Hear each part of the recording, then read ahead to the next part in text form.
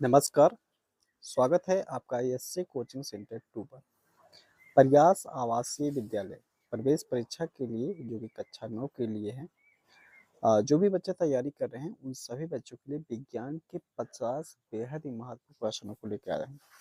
अगर ये सब क्वेश्चन आप लोग तैयार करके जाते हैं तो ज़रूर आपको प्रयास आवासीय विद्यालय प्रवेश परीक्षा में आपको सफलता मिलेगी। तो चलिए इस वीडियो को शुरू करते हैं। चलें। देखिए, पहला क्वेश्चन है, कह रहा है कि बल की परिभाषा क्या है?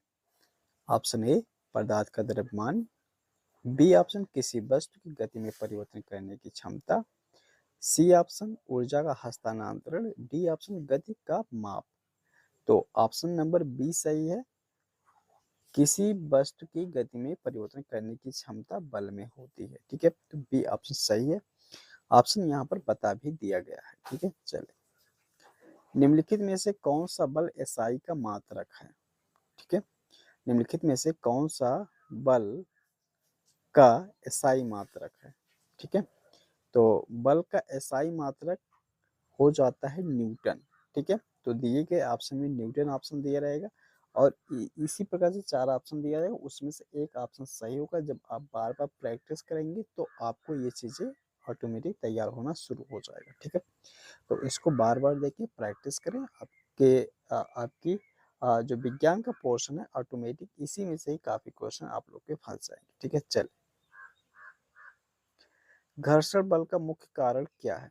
सतहों पर खुरदरापन, वस्तु का वजन, हवा का दबाव, चुंबकीय क्षेत्र।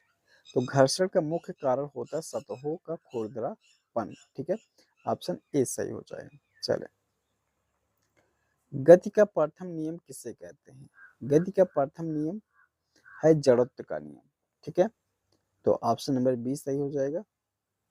ध्वनि तरंगे किस माध्यम में सबसे तेज चलती हैं? ध्वनि तरंगे गैस में, तरल में, ठोस में, निर्वात में। ध्वनि तरंगे आप लोग इतना ध्यान रखना कि ठोस में सबसे ज्यादा तेज चलती है। ठीक है, चलें। प्रकाश का परावर्तन किस सिद्धांत पर आधारित है? अपवर्तन, विवर्तन, परावर्तन का नियम, व्यतिकरण। प्रकाश का परावर्तन जो होता है वो परावर्तन पे ऐसे निर्भर करता है। ठीक है, तो इसका परावर्तन के नियम पर, तो ये सी ऑप्शन सही हो जाएगा। विद्युत धारा का मात्रक क्या है? विद्युत धारा, तो विद्युत धारा जो का मात्रक है वो है एम्पियर। ठीक है, सी ऑप्शन सही हो जाएगा। एक समतल दर्पण में बना प्रतिबिंब कैसा होता है? तो समतल दर्पण में जो प्रतिबिंब बनता है वो बनता है आभासी और सीधा बनता है। ठीक है, तो ये बी ऑप्शन सही हो जाएगा। गुरुत्वाकर्षण बल किसके बीच कार्य करता है? तो गुरुत्वाकर्षण बल जो होता है वो दो द्रव्यमानों के बीच काम करता है। ठीक है, इसलिए यहाँ पर ए ऑप्शन सही हो जाएगा। चलो।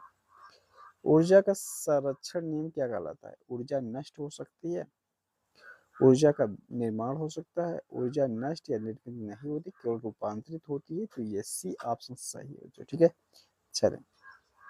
अगला है, पदार्थ की 3 अवस्थाएं क्या है? तो पदार्थ की 3 अवस्थाएं सभी लोगों को पता होगा, ठोस, ठोस, तरल, गैस। ए ऑप्शन सही हो जाएगा। चलें।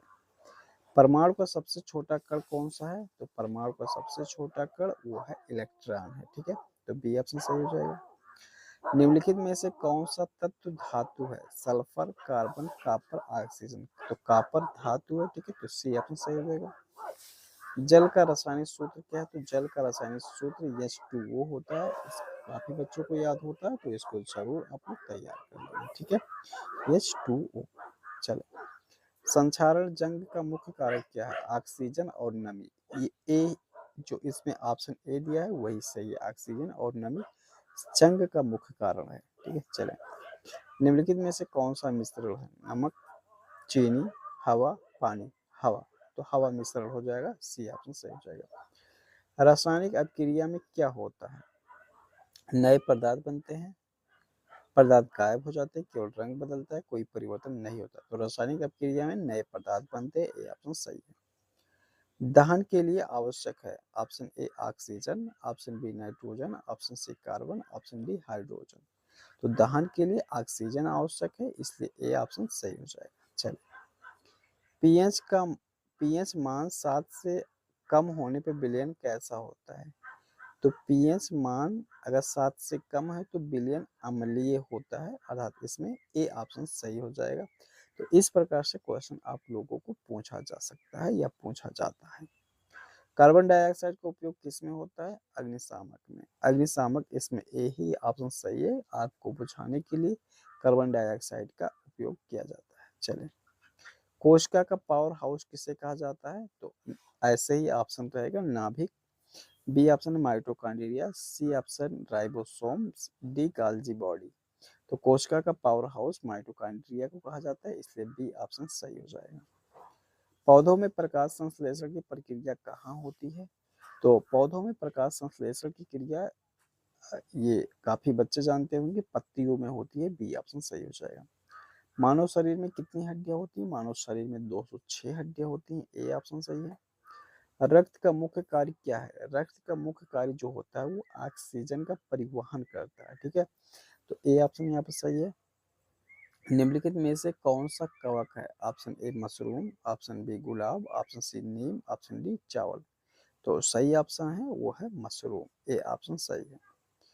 पौधों में जल का परिवहन किसके द्वारा होता है?